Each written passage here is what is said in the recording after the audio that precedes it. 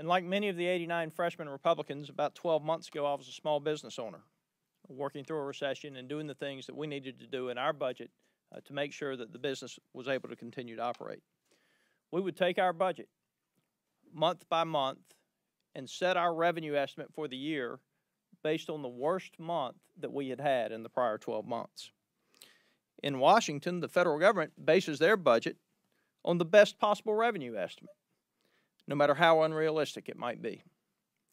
That's the fundamental difference between Main Street and Washington, and it is the primary reason that we have a $16 trillion national debt that Main Street will have to pay back.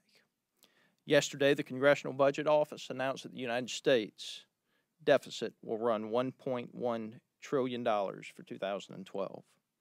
This is a direct result of budget gimmicks that have been allowed to continue regardless of which party was in control. I'm one of the 89 members of the freshman class, as I said. We have more than 300 children and grandchildren. My son is 12 years old. His name is Wells. We were sent to Washington to fundamentally change the way Washington does business. It is a process that is broken. It is a process that is breaking many Americans. The Honest Budget Act is the first step, and they say the first step is the hardest. But I say this is a necessary step that we must take. The Honest Budget Act should not only put us on track to have a genuine budget, it will also put us on the path towards a balanced budget. And in Georgia, we have a balanced budget amendment to our Constitution, just as most other states do, and I'm from the Appropriations Committee in the state of Georgia.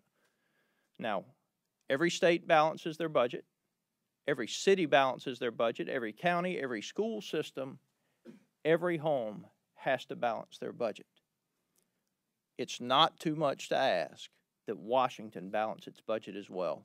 Martha, I want to thank you for this piece of legislation that can help get this country back on track, and thank you for allowing me to be a part of it.